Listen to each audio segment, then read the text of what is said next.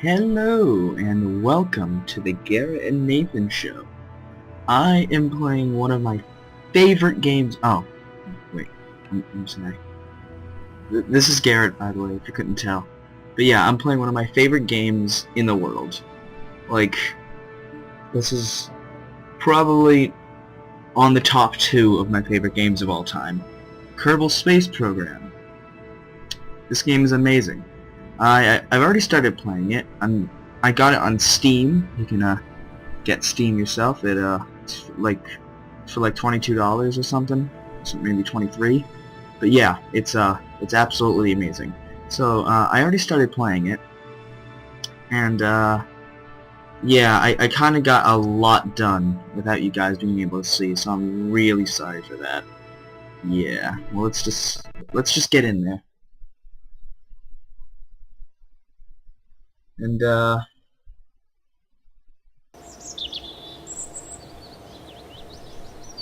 yeah, okay, so this is Kerbal Space Program. Basically, you run your own space program. You can, like, mock NASA and do whatever the heck you want. It's amazing. So I'm just, right now, I'm actually just gonna show you what I've already done.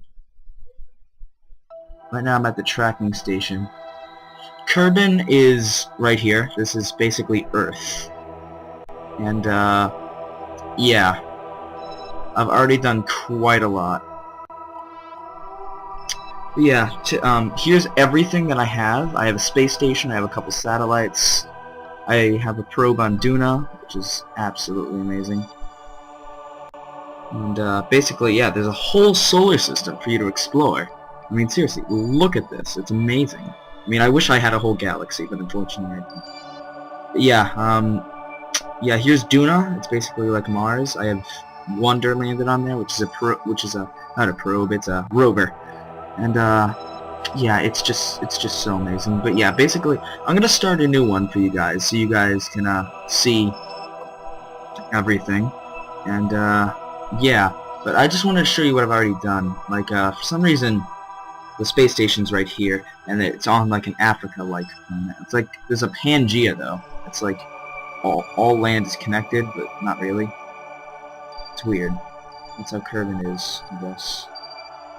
But yeah, what I really want to show you is, not my satellites. I really want to show you the moon base. So, yeah, here's the moon. I have a whole bunch of stuff at the moon base. Here's Minmus, which is the second moon of Kerbin. But, yeah, this is like the real deal. This is the moon. Here's, I have, like, my second landing right here, and my first one. This is when I just sent landers there. Here's my bases and stuff, and here's Inspector version 2, because the very first one was an absolute failure. So I made a second one, and it worked a lot better, clearly. Made it there. And, but yeah, I want to show you what's at the base, so, yeah. Let's just go to, the moon base center. Oh yeah, it's spelled Mun, but it's pronounced Moon, just like it normally is. But yeah, so yeah, I just wanted to, let's just take a look. Let's dive in to see what we got. This is the center, and yeah, it's loading a bit. I'm sorry, it's taking a little bit. Okay, here we go. Let's show up, focusing on Moon Base Center. Okay, here we go. So here's the center of my moon base, and yeah, I got a nice little ladder, got nice lights, got plenty of monopropellant. I'm going to explain everything that I'm saying a bit later into the series. Here's Bill and Jebediah. Jebediah is absolutely amazing. You'll find out that I love Jebediah. Oh, also, Bill, Jebediah, and Bob, which is in the observation bay over there. Those are the Rockamax 3. They're the only 3 that have orange spacesuits. And they're my favorite because their names are the easiest to pronounce. I mean, there's like people like Noozer and Rondorf or something. I don't know, it's stupid. But anyway, yeah. I got some nice solar panels here. I have plenty of fuel left in this thing. I mean, seriously, look at these resources. It's full on electricity. Plenty of fuel and oxidizer left to get back. And almost like an unnecessary amount of monopropellant. And yeah, what this thing will allow me to do is I can easily get back to Kerbin if necessary. Hopefully I won't have to though. Let's see what's next. Oh yeah, this is the flag. This is the moon base flag. It's just to signify, this was planted by Jebediah. It's just to signify that this is the moon base. And yeah, let's continue on. What's this here? Oh, this is the moon base EES.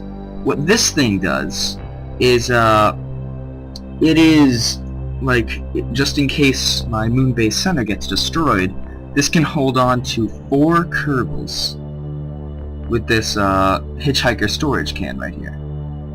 And what this thing will allow me to do, this one is also capable of getting back to Kerbin and landing safely. And that is exactly what I want. That's the whole purpose of this thing, just so they can make it back safely, if needed. Hopefully I won't need to use this thing, but I have it and it's here. Alright, here's Bob in the observation bay. And the observation bay contains the best cockpit right here for viewing the stars, and it also has a whole bunch of communication arrays with satellite dishes and things, and contains all these little science equipments that tell me certain things. Yeah, I'm wearing a vacuum so the barometer doesn't work. But yeah, and it also has a hitchhiker storage container, so people could sit in this thing as well. This thing is not capable of getting back to Kerbin, even though it does have plenty of fuel left. It's nowhere near being able to get back to Kerbin, which is why I built it that way on purpose, so it wouldn't have to get back to Kerbin. Anyway, yeah, let me just show you the view of Bob Kerbin. Look at this. It is absolutely amazing. See, look at Kerbin. That's just beautiful. This is why I did this. Unfortunately, I put the satellite dishes in the way of this, so it's kind of hard to see that way. That was a terrible flaw designed by me. I feel terrible. It stinks, but yeah, you even got cute little messages that you can read. It's kind of funny. Some of the you'll notice that this game does not take space travel seriously, even though it's one of the most dangerous things somebody can even try to do. See, look, snacks. And look at the astronauts playing over there. That guy, that flipped over, he'd probably be dead. And then look at this note. You can pause the video if you want to read that. Here we go. That might make it a bit easier to read. But yeah, I'm not really gonna fly anything on this episode. I just really wanted to show you some of my stuff because it just took me so long to do this stuff, and it is just beautiful. Oh, this is from the moon base observation bay, and it basically this was part of the ship that helped get it there. And here is a failed experiment. You see, this little thing right here, this is a rover that will allow the Kerbals to be able to get around much easier. However, this was a failed experiment, even though I landed it successfully, mainly because I have no way of removing this rover without breaking the wheels, which means that it becomes useless. So, yeah, that's the biggest problem. I mean, I can decouple right here, and then make it just be this thing that can bring it back up, and then go down, and, but yeah, it can't support the weight of the whole thing, so it'll break. And I could just try to decouple right here, and also decouple right here, and then have a Kerbal knock his head over here, and, fall over, and to make the thing fall over, but then I'd be upside down, and it wouldn't work. I've just tried just about every way I can possibly think of, and it just does not work. So this is the failed experiment. I'm leaving it here just like as a trophy to show my failure. And yeah. Come to think of it, I don't know why I have it here. Okay. Next one. Here is the successful experiment. That it has 4 rovers that are smaller, right here. Each one is perfectly capable of transporting Kerbals the way it's intended to be, and this thing is extremely stable. Though it's heavy, it's extremely stable, and I have plenty of fuel to move it anywhere. And I tried to make it as close to the space station, the moon base center over here as possible. And I believe I have succeeded, and I don't want to get any closer because I'm almost out of fuel. on this middle tank right here, which will completely change how maneuverable this thing is. And yeah, I didn't take any off yet because I'm not exactly sure. I just didn't want to take any off. So yeah, that is this is my moon base, and I'm gonna send more things here. I'll probably do it on or off camera. I have a lot more things to show that I'm not going to be able to fit into this episode, mainly because I have 22 flights. I know that's insane. I have 22 flights on that all over the solar system, and yeah, I mainly just wanted to show you the moon base, mainly because how like awesome it is. Oh, and by the way, I can also show, if you'd really like, I can show the other things on the moon, such as the inspector or the lunar landings, but there's nothing too special about the flags here, because they are actually nothing but flags, and it takes a bit to load, so I don't really want to waste your time by showing you them. I mean, you can just picture like a flag in that position. I mean, hold on, let me focus on the moon. You can just picture a flag right there, and another flag right here, and this one's in the dark too, so you won't even be able to see it. So yeah, I'll just show you Inspector V2, and let's just switch to it. Sorry, I had the cough there. Alright, and after I'm done showing you this, I'm basically gonna end the episode there, because there's nothing left to do. So this thing has a lot of communications. This is a very old design. I made this before the latest patch, which means it's very old, it's very low tech, and it actually doesn't work too well on the moon. It's kind of unstable, which is why I had these two bars right here, which really help, but like not enough, you know what I mean. I mean, see, look at this thing. It's insane. No rover ever does that. See, look. Right there. It just came in handy right there. Otherwise, it just would have flipped over. Which is why I have it here. And, yeah, basically, these things are generators. These things are communications array that allows me to contact, like, Kerbin. I mean, look at Kerbin. It's just right there. So, it actually uses the satellites, too. But, yeah, I got a couple solar panels right here. I got a couple of, oh my god, I forget what they're called, well, basically they use radioactive decay as energy. Got a nice little probe-like thing right here that allows me to control it.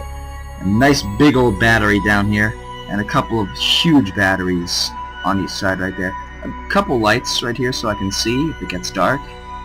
And a docking port. Now this is important, because this means I could take a ship here, and I can actually pick this thing up and take it back to Kerbin if it needs repair, which is pretty cool.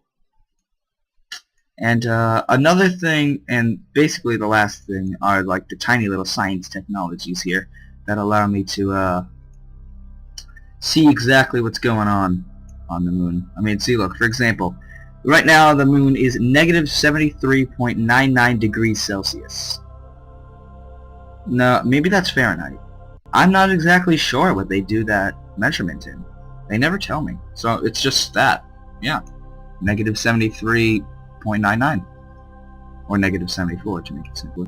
But yeah, that's what it is. So yeah, that's basically it, guys. If you want to see more of my moon stuff, then you can ask for, like, or not my moon stuff, like the more things in my account that I have here. And or you can, like, just please comment, tell me what exactly you want. I can show you either more things like out there, like, I mean, seriously, look how many things I have out here. There's stuff right here, there's stuff right here, there's even stuff out here. So yeah, I can show you those things if you really want. I can show that in the next episode, or I can show you in a new launch mission. Excuse me.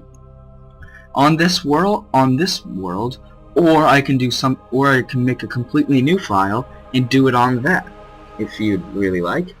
Please comment and tell me what you'd like, and I'm out.